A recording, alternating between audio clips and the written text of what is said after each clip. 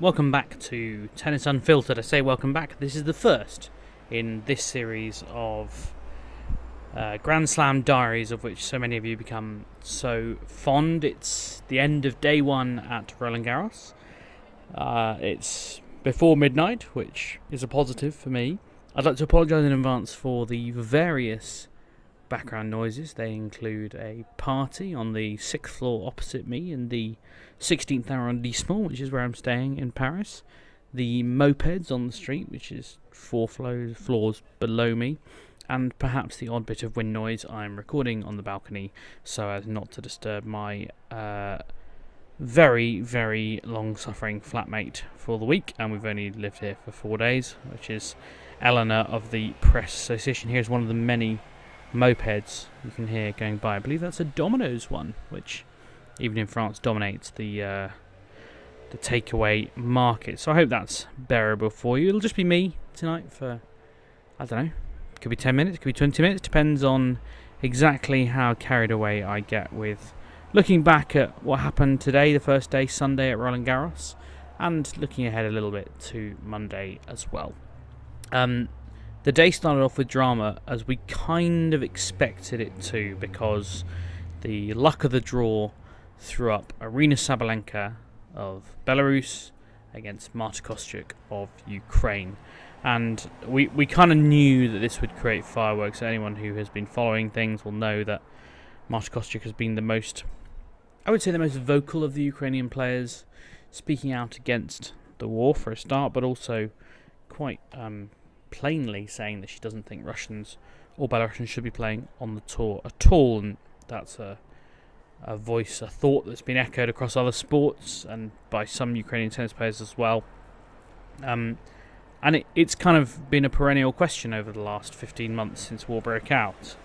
This is the first sort of repeat Grand Slam we've had since the illegal invasion of Ukraine by Russia, which was, as we all know, partly facilitated by their allies in Belarus as well. And if you've been living under a rock, or maybe you're just new to tennis, the result of that was that Russians and Belarusians are forced to compete as neutrals on the tour.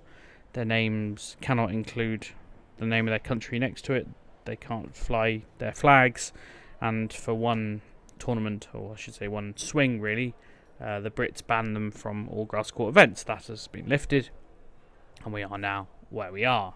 It doesn't mean people aren't still talking about it, and it's one of the more remarkable press conferences that I've ever been in today, when maybe I should tell you about the match first. First of all, it was a pretty good tennis match for the first 45 minutes. Kostyuk broke first, took a 3-2 lead. Sabalenka broke straight back, and then she kind of ran away with it. She ended up winning 6-3, 6-2, I think it was in the end. She struck the ball really well. That music's very loud across the road.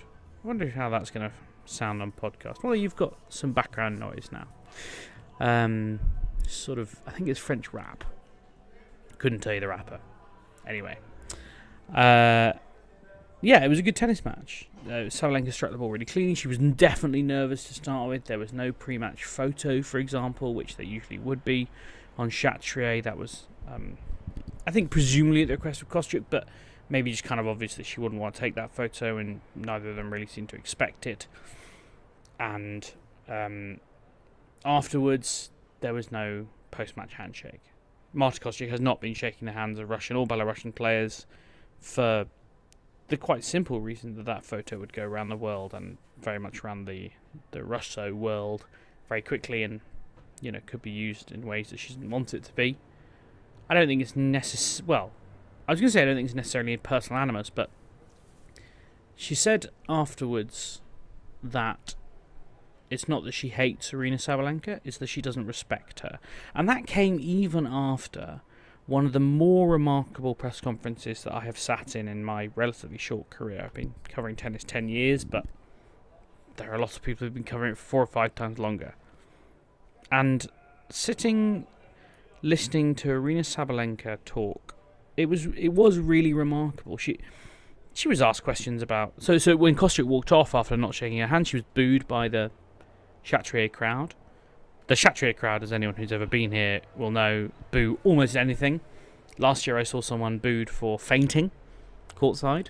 They weren't booed when they fainted, but once they got up and walked out with help, they were booed, which made me think they were booed for the temerity of not having had the decency to die or something.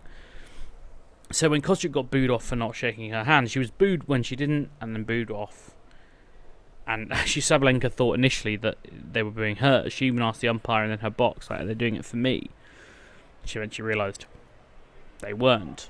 And Sabalenka's press conference, she was obviously asked about that. She said that Kostyuk didn't deserve the booing. She also said that she wasn't surprised. She knew it would happen, the non-handshake, that is. But she was a bit... Maybe the public, she thought, might be surprised by the non-handshake. They thought it was a disrespect to her as a player, which is why she thought there might have been booing. But then she was asked a lengthy question by a Ukrainian journalist who I've not seen before. I imagine lots of Ukrainian journalists don't have a lot of funding at the moment or have other things to report on. But and I don't know her name. I didn't get the chance to speak to her. And to a certain extent, I didn't want to report her name because I thought it might maybe put her in the firing line.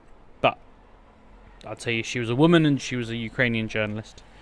And she asked an impassioned question to Aryna Sabalenka. I won't read you it in full. I have tweeted it. But the kind of the real salient point was, and I quote here, the only thing they want to know from you is either you condemn the war or you support the war. And Sabalenka sort of almost tried to interrupt her once or twice, but just because she was so desperate to answer it, I think, actually. And she said a lot of things, and there was also a question about why you use the word hate and why she thinks Ukrainian players hate her, and she kind of argued with the premise of that and says, no, I answer questions and I said if they do hate me, then this, that and the other, which I think is reasonable. The other thing she said about the war situation, I said it many, many times, nobody in this world, Russian athletes or Belarusian athletes, support the war. Nobody. How can we support the war? Nobody, normal people, will never support it. Why we have to go loud and say things like that? This is like 1 + 1, it's 2. Of course we don't support the war. If it could affect anyhow the war, if I could stop it, we would do it. But unfortunately, it's not in our hands. And I thought that was, I mean, it wasn't just what she was saying. It was what she was saying, obviously. But also the way she was saying it was incredibly powerful. And she said it with, I think, with passion and with maybe a little tinge of frustration. She's probably sick of talking about this. She could be world #1 by the end of this tournament, and here she is still talking about a war that she is not fighting, in fairness. But also with a kind of an upset in her voice. And I think that's quite reasonable, and I think, you know, war is a bad thing. So that's kind of how I took it. And then Marta Kostyuk came into press about 45 minutes later and was asked lots of questions, as you can imagine. I read her Aryna Sabalenka's quote, specifically the bit that I've just read to you. And Marta's immediate reaction was, you know, she never says that she personally doesn't support the war, and I feel like journalists should, because you guys do a lot of lightning things and asking people their opinions on certain things. I feel like you should change the questions that you ask these athletes because the war is already there. And I feel like you should ask these players who they would want to win the war, because if you ask this question, I'm not so sure these people will say that they want Ukraine to win. She says she knows people on the tour who support the Russian war. I certainly have heard tell of coaches very publicly, specific coaches, very publicly talking about how much they worship Putin or agree with Putin and think he's doing the right thing. I don't know specifically about players, although I could certainly make some guesses. Of the booing, she said, I want to see people react to it in 10 years when the war is over. I think they will not feel really nice about what they did. She said those people should feel she's embarrassed for them for what they did. I don't really know where I stand on this specifically. I don't think people should be booing Marta Kostyuk for taking a political stand. I think what Aryna Sabalenka said today was pretty brave. I think it's pretty hard for her, who still has lots of connections in Belarus. And I know people will say things about her partner, for example, and his connections, but from her perspective, specifically, it's very difficult for her to stand up and say, I think Alexander Lukashenko is a bloodthirsty dictator, and we should, all be rebelling against him. Anyone who followed the most recent election in Belarus knows what happens when you challenge Alexander Lukashenko, who, I use the word election very loosely, he's a dictator. And, he silences challenges very quickly, and obviously the same happens in Russia. So it's very hard indeed to expect her to be quite so outspoken. But equally, I think what she said today was something I would admire lots of other players for saying, and yeah, I think it's pretty strong. It's the first time she said she does not support the war. She has previously said she does not support war, which I think is something that kind of became almost like a propaganda, sort of whataboutery propaganda line. I'm not saying that's why she said it, but in the first year of the war, there was a lot of, well, what about Yemen, or what about South Sudan, stop all war. And of course, to an extent, if you're a Russian propagandist and you have invaded part of Ukraine and you say, okay, let's stop war now, but we'll obviously stay where we are, those are the borders. And yeah, of course, once you've occupied somewhere, you would love to stop war, because then it's yours.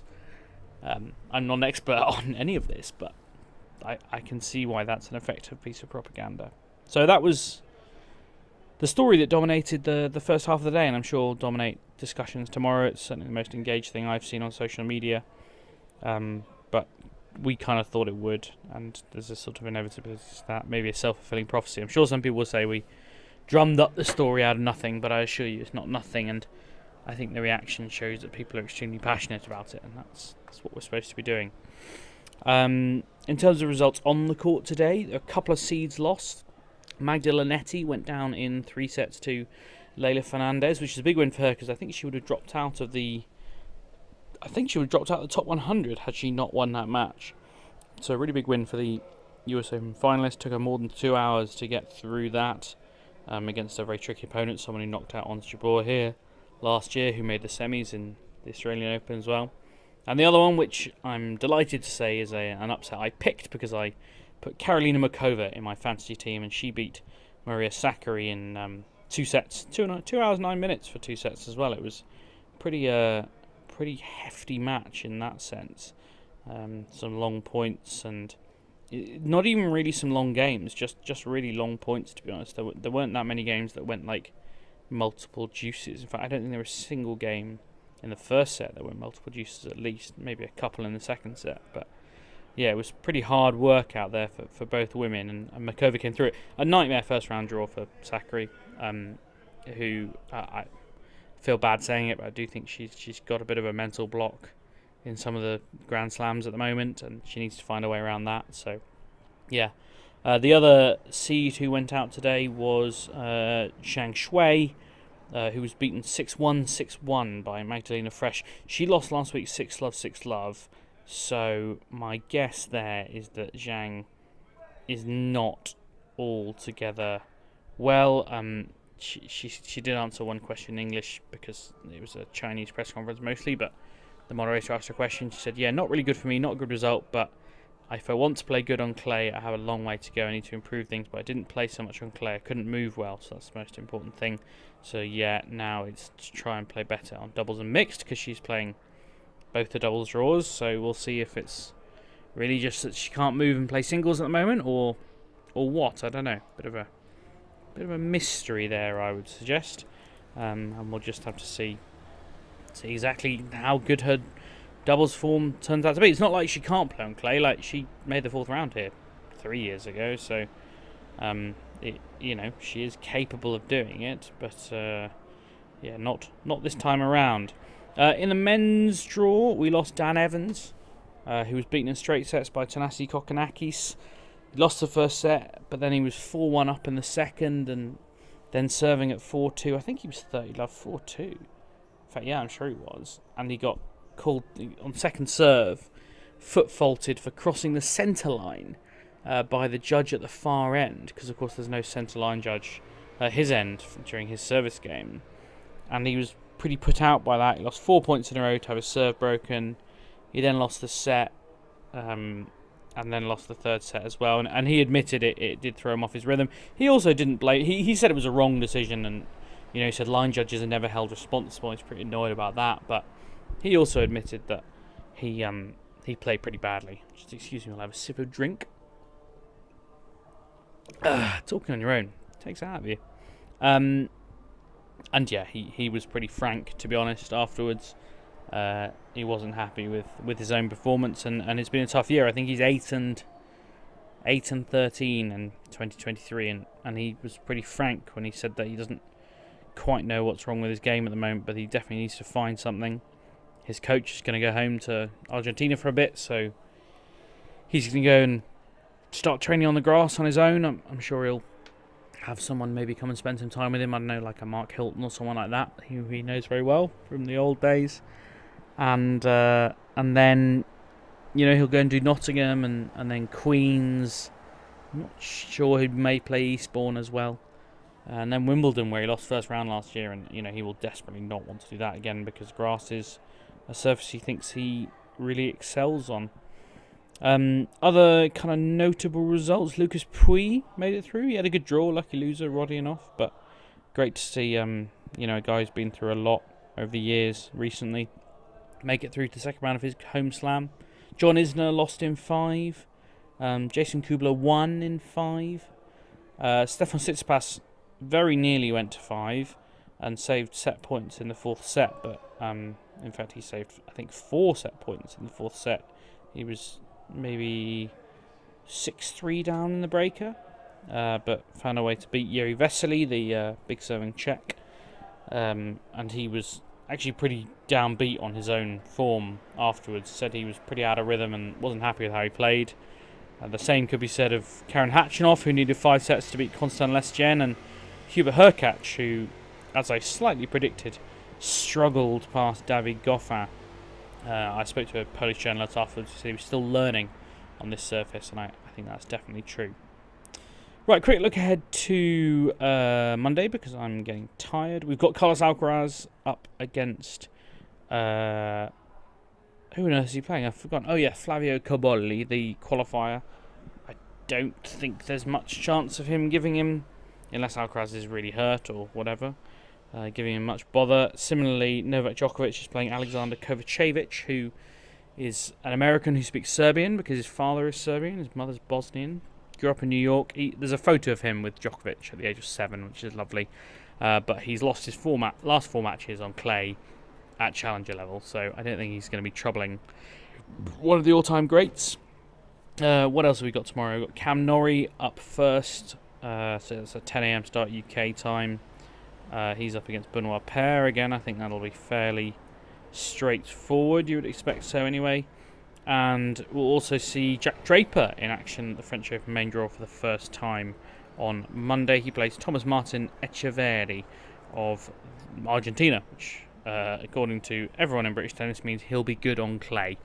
And he played some good tennis against Djokovic earlier this year as well. So he's obviously someone who can play a bit. In my newsletter for the Eye, I've picked Fabio Fognini versus Felix Auger-Aliassime as the one to watch of the day, which, well, they're both entertaining for different reasons. So about 11:30 UK time, go give that a watch. If I have to pick an upset, and I do because that's part of my newsletter duties, then I'm going either Filip Krajinovic to beat Francis Tiafoe, or more likely, I think, Brandon Nakashima to beat Denis Shapovalov. Which, and I think that'll be a good match if he pushes him as well, because he's a good player and Shapovalov's good to watch even when he's losing. So there are your picks for tomorrow. That's everything I've got, and I will hopefully speak to you on Monday.